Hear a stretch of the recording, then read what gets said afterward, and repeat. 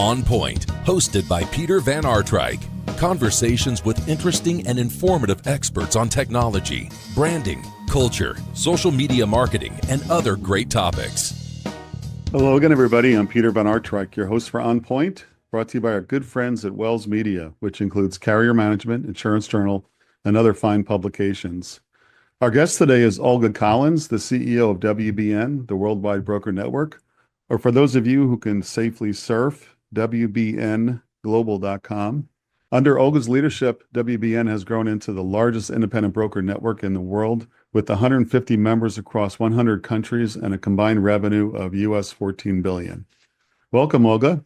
Hi, Peter. How are you? I'm doing well. Thank you for taking time out of your schedule. I thought we could start a little bit about you as the human being, as it were. I understand you're originally from Poland. Maybe you could tell us a little bit about your early years. Yeah, sure. Yeah, born and raised in Poland. I've always had the passion for international business, international anything, and it's probably because Poland was quite confined at the time. And I happened to have parents who taught me to dream big and work hard and really think boundlessly. So that probably coupled with the fact that I was born with some severe spinal issues. I turned to music and theater and foreign languages, and that idea of travel was always in the back of my head versus sports or some other things that teenagers may be into. So at the age of 16, I moved to the US as part of an exchange program, and really the rest is history. I came to the States. I was very, very fortunate to go to university here and finish Syracuse University at the time and started my career in the US. And I don't know how, but 30 years went by. Jeez, that's incredible. That's so amazing. So how did you get to the States, and where did you pick, or who picked for you where you would move to? Yeah, I didn't have a choice. I was picked by a host family. There was a catalog of kids that they were picking from. And my host father, who I still have great relationships with, he was a musician. So because I played music, he chose me. And as a European, I thought I was going to be in California or Florida or New York City or some other amazing places that you see on the news and or in the movies. And I was in upstate New York, about an hour east of Syracuse, New York. So middle of nowhere, but that middle of nowhere became a second home really quickly. Well, that's where I met my future husband. So I think it all worked out in the end. Oh, that's great. Yeah.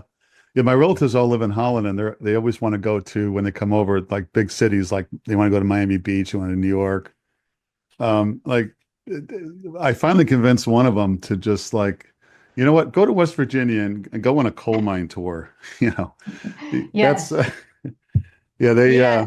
think people forget that the natural wonders of the US should be on their wish list as well. We are actually planning a family trip to the Southwest and kind of go hiking into the beautiful canyons. So yeah, so much more to the US than the big cities, but we love the big cities as well.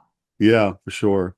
So what was your music interest? Or did you, was it an instrument or singing or? Yeah, I played the piano and I sang for a majority of my growing up, and I actually married a musician. So the music factor continues to be alive and well in the house. Okay, that's awesome.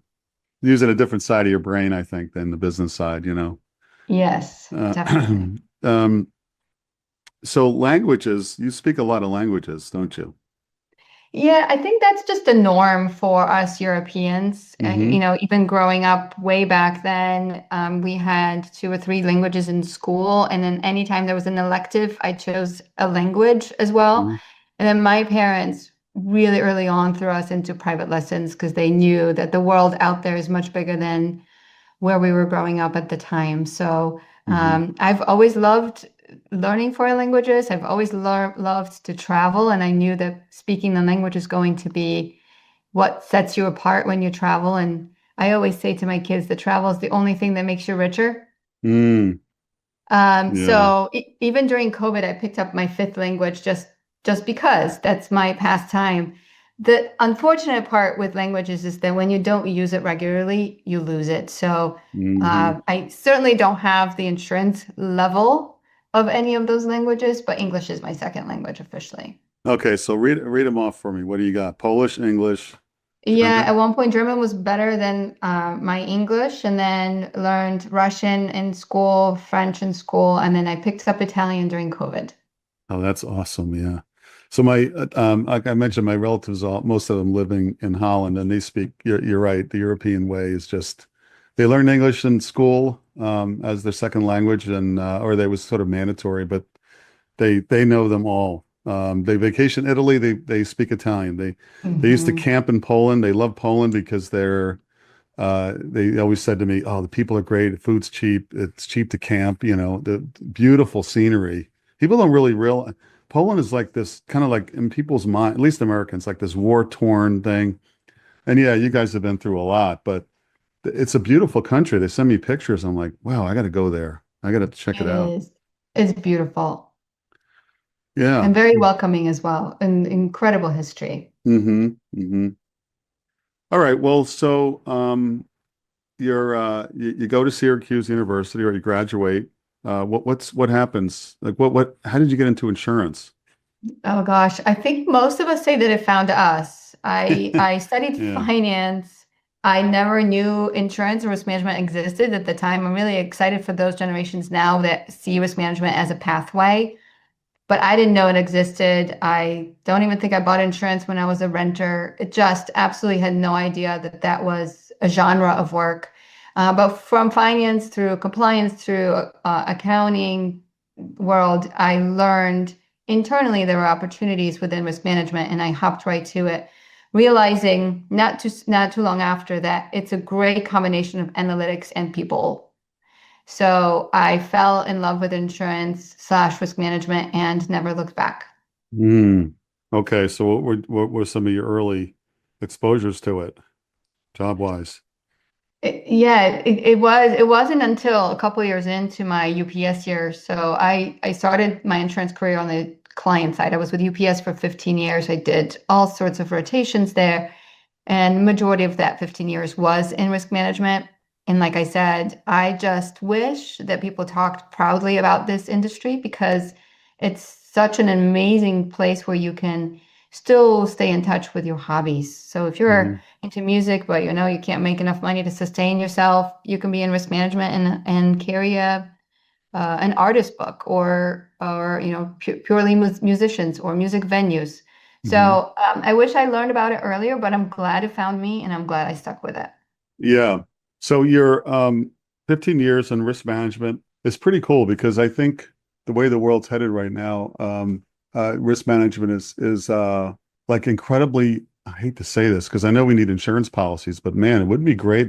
It'd be a better world if people were taking it more seriously. And I think that's where it's generally headed because it's really no good for everybody to have claims, to have losses.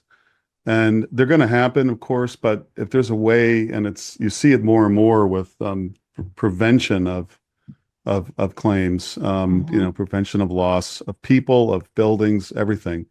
And I think that's really good that the industry is putting it front and center. And actually, if you mentioned young people, I totally agree with you. I think there's a reawakening with Generation Z, the Zoomers who are coming in. They're excited. They're excited about the industry. And the word risk, you have to admit, Olga, the Mhm. word risk sounds a lot cooler than the word insurance, even though we don't know. I mean, we know that that's not the case, but if whatever it takes to attract them, is kind of how I look at it. I could agree with you more. When I do my introductions, I don't usually say I work in insurance unless I really am not up to having a conversation. Hmm. Uh, but when you start to talk about mitigating global risk for large corporate organizations, all of a sudden the interest level spikes a little bit. So we've been getting involved. I've also been getting involved at the collegiate level, speaking to students who maybe are already in risk management pathway, but also those that are outside of your general risk management school. So your communications major, your law students, your engineering students, all of those backgrounds can find themselves thriving in our industry. So it's really important for us to speak loud and proud Hmm. about what risk management does and how insurance makes the world go round. So how did you find yourself with WBN? Tell us about that, and then we can talk more about WBN. Yeah. So after my risk management stint at UPS, with obviously a huge global organization, they were actually expanding internationally at the time.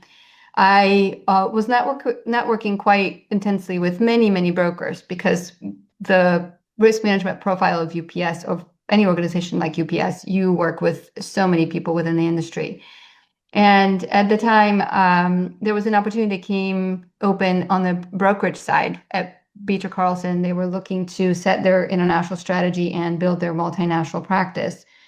And it came to my attention by a mentor of mine that this was going to be a great fit for me. And I decided to go the brokerage route. Hmm. So again, being open to those opportunities shaped my career because I moved many positions within UPS. I moved states with them as well, and then switched to another side of the industry, created yet another opportunity for me to learn something different, get to know other risk profiles, different corporate strategies. It was fun. It was a great part of my career, and that's when I became acquainted with the idea of international brokerage networks. So I Hmm. worked with many of those competitors of mine, but at the time they were my brokers who have their own, or they call it owned, networks. So this was a very different setup and a very different structure. And we were looking for a network to call our own to continue delivering really high-end clients, very complex risk management profile clients, quality of service. So I did very deep dive into the different independent networks out there, and WBN came highly recommended. We ended up choosing WBN as our network.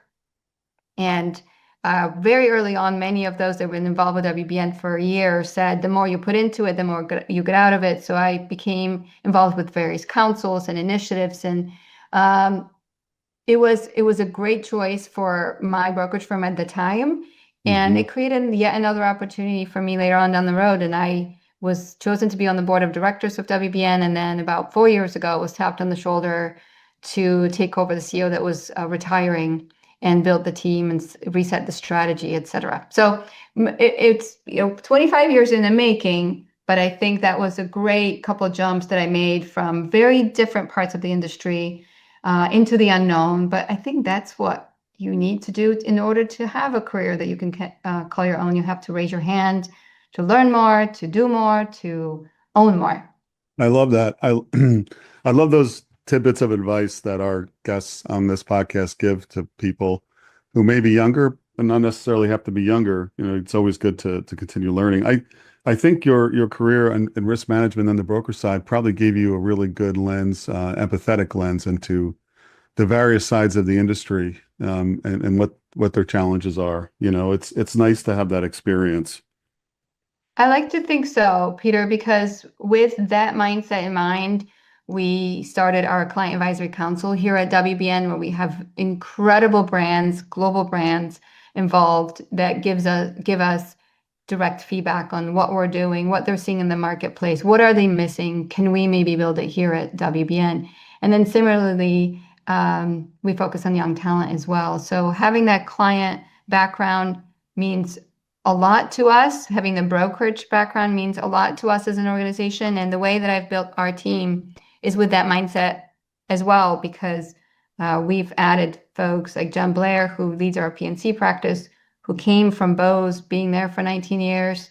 We have our EB practice led by Liz Jovich, who came from IMA. So deep, deep brokerage experience as well. It's Hmm. really important for us to understand everybody we deliver to and for. Otherwise, we would miss the mark every time. Yeah. So talk more about the organization. I think I alluded to some about your size and your scope and your revenue, et cetera. But what makes up the partners? What is their, what do you look for in a network partner? I may have the wording wrong for what you call them, but it's okay. Mhm. You get the point. So like what are you trying to accomplish as an organization, and what do the individual members do for what kinds of clients? Yeah. Yeah. So WBN's vision overall is to be the leading, most connected and client-focused global brokerage community. What that means is that we bring a community of clients, brokers, carriers, and service providers that have that global mindset together, and we work to be this one-stop shop for anything that an insured may need, whether it's from the P&C or EB side of the industry. We work as a very cohesive and connected organization, even though the names of our organizations are different throughout the world, but we bring everybody into the same room physically at least twice a year. We really work as one to offer those global and local expertise solutions to navigate regulations and cultural and economic differences. So it's a robust and very exciting time right now to be in risk management, but having those trusted partners, as you call them, we call them members, but brokers from around the world that work together is powerful. Now, though we have this impressive size and scope with over 100 countries, 150 firms really marching to the same beat, what's exciting is that the industry has recognized us with various awards in the last couple of years. We were the AXCO finalists and winners 2 years in a row of the Global Network Management category. And the reason why it's so important and so humbling is because WBN has been around for over 35 years, but it's always been behind the scenes, just supporting the brokers that were a part of it. 4 years ago, we decided to be loudly and proudly talking about WBN as an engine behind all of those solutions. So it didn't take us very long to rebrand and start to externalize the message. So anytime people say we never heard of WBN, well, it was by design up until very recently. So to be recognized this quickly is pretty powerful. And this is not just about large organizations, large corporates that buy insurance. We are very strong in the mid-market space all the way to individuals. Okay. All right. So for the folks listening in the US, how many members do you have in the United States? We have about 15 of the top 40. So quite prominent names that are spread throughout the United States. Okay. Is there anything you might say, it's with 2025 roughly half over, like what's happening in the marketplace? I always ask this of people who are in executive positions in the P&C side, what they're seeing, because just the way the market has been very difficult on the P&C side in recent years. Commercial property, personal property is an example, but different parts of the country really, really struggling with what people, I think it was the Allstate CEO called it insurance deserts, where it's really hard to get coverage and people are freaking out. It's in the news now almost every day in the Wall Street Journal, one paper I do still read. There's a lot of stress. Agents and brokers are struggling. What are you seeing halfway through 2025 and into next year? Yeah, I couldn't agree more with you that the perception of our industry has been less than positive in some parts of the country, and definitely in the news with, oh my goodness, the tragic news from United Healthcare earlier. Remember, we're also the employee benefit side of the industry. The property coverage or lack thereof issues in North Carolina and Florida with the wildfires. It's not great to be in the news in those circumstances, but overall, in the 2024 year brought in 9% increase in gross written premium, and the forecast for 2025 was to be a little bit lower of an increase, about 5%. I think we're going to come in right around that. It's really hard to tell since we're still early in the year, but for us, it's more of a focus on what are we doing to be more consultative with the clients versus talk about insurance buying. And even in this softened market, usually conversations are not going towards alternative risk solutions, but believe it or not, in a soft market, we're seeing requests for captive education and studies and parametrics. So it's an unusual time when people talk about the supply chain disruptions and geopolitical challenges. So it's not just about the rate and ability to fulfill the capacity. I think we've become part of a conversation that's much wider than that. The ERM, which was, I feel like it was a topic and then put on the shelves for a while. It's back on the C-suite conversation agenda.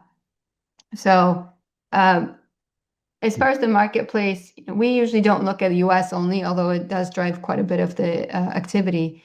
Globally, there's so many differences in how the market is responding insurance-wise. There's still places where cyber capacity is not available at all. So we're creating products at WBN to mitigate that. Everybody's looking at climate change very differently and what the regulations are doing to focus organizations more on that. I think the market is going to have to follow quite quickly to make sure that there's an ability for us to deliver products to support those legislations. So yes, we're a little bit all over the place, but the verdicts continue to grow. The capacity you can find from other places nowadays, not just London or Bermuda. So that's interesting to see with UAE and Singapore becoming more prominent, even Panama having some capacity. So interesting times. Again, interesting industry to be in. Yeah, for sure. So in your spare time, if there's any, you do a lot of work. I think you touched on one earlier, philanthropic work. Can you talk a little bit about what drives you to do that, helping others, and how do you create time for that? Because that's a lot of times people will say they want to give back, they want to do more, but they have their real job, quote unquote. How do we make it all work? So how do you do it? I am a mom of two, so I understand the time pressures for sure. But I think it goes back to in my childhood, I spent a lot of time around doctors' offices and hospitals and physical therapy centers, and I saw the need for, even in those situations that were less than positive, to bring a little bit of light to their world. So I had a chance to volunteer in retirement homes, brought music to some of those organizations. And then even early in my career, I volunteered to organize philanthropic activities for my teams. I think first and foremost, we all know, and what we live by is that burdens aren't heavy when everyone lifts. I read that somewhere a long, long time ago, and I find that to be so true. And having two kids now, I'm trying to raise them to be good humans and be supportive of those around them. And the fact is, it could always be worse for us. So look around who you can help. But with the time commitment, what I'm really excited about is that I was able to enhance my involvement in the society through WBN's activities too, because we are involved philanthropically wherever we go around the world, wherever we hold events. I'm now also part of the International Board of Directors of IICF, the Insurance Industry Charitable Foundation. So it's a huge honor, and I hope to assist with their expansion internationally. But there are things you can do that don't require time. I, for example, donated my hair twice now and working on the third time. I don't know how you want to quantify time. Yes, it takes time to grow your hair, but it's no time to cut it and donate to organizations that may make wigs for kids with cancer. So I think there's enough time in our lives that we can, or in our days, to find some sort of way to give back. And I'm really fortunate to be able to blur that line between professional and personal time of giving. Yeah, that's incredible. I never heard about the hair thing. That makes a lot of sense. I mean, of course, would they take an old white guy's hair? My hair grows like crazy. They would. You just need about 10 inches of it. So I'm not sure if you have the patience. Oh boy. I don't know. I might get in trouble if I grow my hair out like that. Right now, maybe, I don't know, maybe it's 3 or 4 up there. But that's a great cause. I love that. Oh, that makes me cry when I see those poor kids. It's a heavy enough disease for anyone, but when it's on kids, wow, those kids are real troopers. My daughter was in a sorority, Delta at Virginia Tech, and their St. Jude's was their charity of choice. So my daughter got a chance to see a lot of kids at the treatment. I think it was in Tennessee. She went out there and came back really just amazed at how tough those kids are. Hmm. I So, think, yeah. donating your funds is one incredible way to support, but when you actually see and touch, in some sort of time commitment way, I think it gets into your heart in a different way. And I think that's why our organization, we've made kits for schools, we've cleaned up parks, we've cooked together for the less fortunate. And it brings teams together as well. Because when you feel passion for something you're doing together, you're probably raising loyalty to your organization too. Mm. Oh, that is so true. What else is there beyond work? There's always more work. There's always Hmm. more. You can never do enough. Um, so work-wise, I mean, so when you can open up and I tell you, Olga, I'm sure this is not a revelation to you, but the younger generations, I call them again the Zoomers for sure, and millennials for sure, where this is like almost a demand of where I want to work at a place where they do this sort of thing. I want to work at a place Hmm. where it's more than just the work, because I want to be around these people. What can we do to help others? It's like they have a different lens into it. It's interesting how work has changed. I think the COVID situation amplified it and brought it to light. But it was already happening before that. I'm fully with you on that. And this is why we've carved out a significant amount of time from every one of our global conferences to get involved philanthropically. Mm, that's great. Well, all good. Let's do a speed round. Turning this to the human being, Olga Collins. So, Mm. uh, can you recall something you screwed up along the way, a business mistake or misstep, Mm. but more importantly, what you learned from it, you might share with us. Gosh, I'm sure there are many. But I think the one piece that comes to mind is that I spent, as I mentioned, quite a bit of time rotating through various departments in my first job. Hmm. And maybe I stayed too long in a couple that didn't match my personality because I don't know many auditors that make friends along the way with everybody you're auditing. So Yeah. right there, I knew that maybe that wasn't the greatest match. So maybe staying a little bit too long in a specific rotation would have been, I would call maybe a mistake. Okay. As you look back, I guess hindsight is 2020, but in that Mhm. scenario, um, it's funny how in my day early you'd be considered a job hopper if it was every 5 years that you moved on from your job, and it was like a negative. And now getting those experiences and moving around, going out into the field, doing job shadowing, trying different things, mentoring, and even something more formal like an apprenticeship program. I think that's really good to expose people because, you said it, like I was exposed to it. It's not a long-term thing. How do I pivot and move into something else? And part of that is, leadership. That's, who you're working with and for, who can help you make those calls. So I'm sure you're more cognizant of it now as you mentor others. Absolutely. I think sometimes you're just in your world or in your head a little bit too much. And Hmm. there's even a difference between males and females and how they look at opportunities. The females tend to be a little bit more cautious. We want to be over prepared. So that's probably the Yeah. reason behind some of the lengthier stays. By lengthy, I don't mean too long because I still walked away with an expanded skill set. Yeah. It's just hindsight for sure. Yeah. We could have a whole podcast on the differences between men and women. Mhm. I've seen it all. I mean, I worked in New York City, I worked in DC. I've seen it all. Guys they just totally wing it all the time. They make up stuff half the time about their experiences and how good they are and everything. And they're not always right, but a lot of times they sound confident. As Mhm. women are like really very well prepared. They work a lot harder. And maybe that comes from the unpaid work of being a mom. I don't know.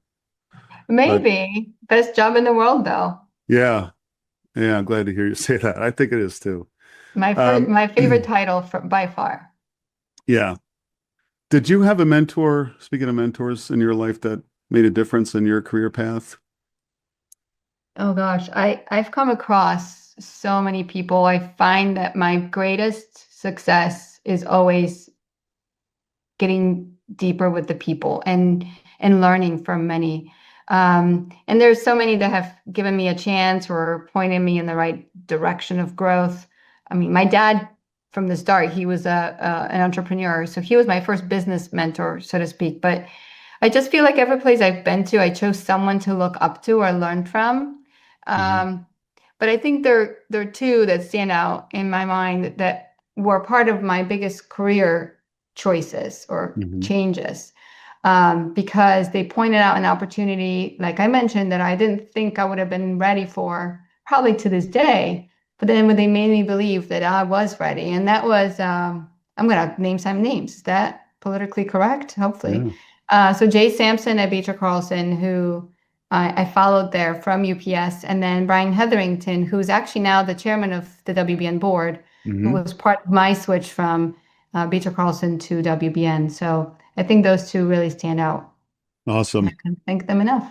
Yeah, no, I love it when people call out specific people because I think that's the key. But yeah, wherever you go in your career, finding somebody that can help you at that particular place. Sometimes we have lifelong mentors, like, maybe like your dad was that way, but other times, it's a situational thing when you're in a company. And I love to do that myself. Anytime somebody gets in touch with me that's looking for work in the risk or insurance industry, I'm like all over it. I probably should be an executive recruiter. Mm, And I know people that do that. They're basically part-time finding other people, just to have just a network to talk with. Sometimes you just got to mhm. talk with people. A resume doesn't really do it. A bio. You got to get out there. I know one lady I've known a long time in the industry who she finds out when people are leaving their jobs, whether intentional or not, before they know, and then she already has another job lined up for them. That's how good she is. Ah, There's a really good underground network out there. So, you're right. What I also want to say is that we don't always have to just learn from those that are beyond us in their career or in their positions or in their age. I learn from my teams. I tell them all the time, my secret to success also is hiring people that are smarter than me and learning mhm, from them. mhm, So, you don't always have to find a mentor or somebody to look up to in the ranks above you. It's mhm. actually even better to look at everybody equally and learn from those that are thinking differently than you and maybe on a different pathway. Thanks for bringing that up, Olga, because I'm on the board of the IMCA, the Insurance Marketing Communication Association, and we're starting a formal mentoring program. And one of the things, it wasn't my idea, but somebody mentioned it, and I'm like, we got to do that. Where, yes, mentor younger people, because a lot of times we have some really talented people who come into the insurance industry and in marketing communications for sure. There are many people in their 20s who come in. Maybe they're working in creative services, maybe they're writing blogs, maybe they're doing social media, whatever it is. But they need to see the path forward is really good in the business. Maybe one day they'll be a CMO. So there's that discussion that happens, mentoring. But I wanted to make it like, I don't know what the term is. It is like a reverse mentoring where, Mm. like, I guarantee you that the Zoomers, this talent that's coming in at, in their 20s know a lot about AI, or they have a craving for it, Mhm. and they're going to master it. They already are. So why not have your own like ZEO group or whatever you want to call it that focuses on AI, and if your mentee, the person you're mentoring, can teach you, the mentor, I think that's a great two-way exchange. I agree. We built a Catalyst program, so that's young professionals for those under 35 within WBN. And there is a mentorship program upon completion of the academy. And by the way, the academy is not insurance 101 type Hmm. curriculum. It's all about emotional intelligence and leadership qualities. And then the mentorship then is set up with somebody across a different continent. Hmm. So that way there are some cultural differences that you have to navigate and learn from as well. It's incredibly powerful, and I think our catalysts don't have that sort of experience or opportunity anywhere else, because this is a global program. And, we see some regional solutions to education, but never global. So we're very proud of this program ourselves. That's great. Olga, one last question. Is there you mentioned a couple of sort of mantra things in our discussion here, but is there a piece of advice that you keep in your mind that's guided you along the way? Again, the list I think could be very, very long. And some of these teachings are from my mom: treat others like you want to be treated. But the one I really love, especially being a working mom, is that you can't add days to your life, but you can add life to your days. So many will say that I dance like no one's watching. And those listeners who know me, I totally live by that. Yeah. Love it. Okay. Well, thanks so much for sharing, Olga. Thank you. Best of luck at World Broker Network, and appreciate you taking the time. Good luck with the kids, and good luck with all the travels, and good luck with all the music. It's wonderful. Thanks so much, Peter, for having me. Great talking to you. This has been On Point with Peter Van Aartrijk, a podcast presentation of Wells Media Group.